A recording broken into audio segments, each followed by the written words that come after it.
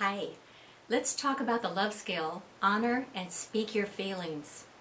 Honor and speak your feelings. This is a part of self-esteem training.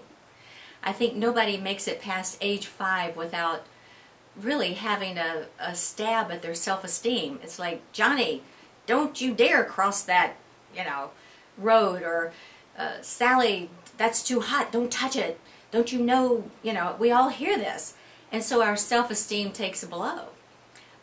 And also not speaking our feelings when we're growing up and we're being told what to do and disciplined and whatnot, we learn basically to stuff our feelings down. But once we come of age, it's time then to square that away and start honoring and speaking our feelings. So let's talk about honoring and speaking your feelings.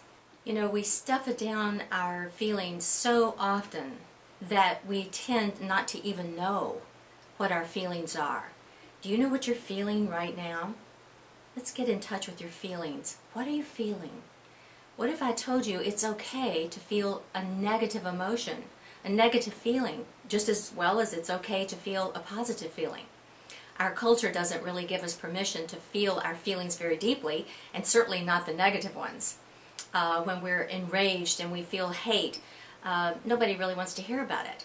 And yet we need to know how we're feeling in order to not disconnect from ourselves. And by knowing what we're feeling in any given moment, we're reconnecting with ourselves and offering ourselves an opportunity to have an interest in ourselves, a care, a certain nurturing, attention to whatever it is we need, and to be able to offer something to ourselves, just empathy, if nothing else. That is so healing and is so abundant and rich with loving yourself. So let's look at a few of the negative feelings we might feel and we might need to speak up about. We might say to our sister or our brother, look, you've repeatedly ignored me, and you've ignored my calls and my emails. It makes me feel unimportant. It makes me feel like you don't care about me, and I feel very frustrated. Do you see all the feelings I'm expressing? And yet I'm not saying, because of you, I feel so frustrated. We're not doing that. We're simply honoring and speaking our feelings in a way that is communicating what we feel without making someone defensive. And I think how we do something is very important as a love master. We don't ever want to inflict harm or inflammation on someone else. That, of course, is ideal. We want to be able to honor and speak our own feelings with a certain objectivity, with a certain ability to communicate them without intending to harm anyone. Another thing that you might say to a friend is, I've been waiting here in the hallway for you for the last half an hour, and it makes me feel like you think your time is more valuable than mine. And that's honoring and speaking your feelings. It makes me feel unequal. It makes me feel hurt. Hurt that you would treat yourself with greater regard than you do yourself, than you do me, your best friend. Or you might say to your spouse, lately I've noticed that you haven't had much time for me, and this makes me feel neglected, and it hurts my feelings. Again, you're expressing some negative feelings, but in an appropriate way, so that you're in touch with how you feel and why, and you're expressing that to someone who you love and who loves you. Sometimes we don't honor or speak our feelings because we're afraid if we do, we might lose that person. We might lose their love, their respect, they might judge us. We could come to a disconnect with our loved ones, and they're too valuable to us to risk.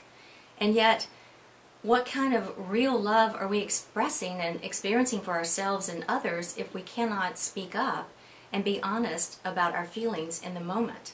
It's really important to be true to yourself and to learn what that means, the value, the power of being true to yourself without harm to anyone. That's really important.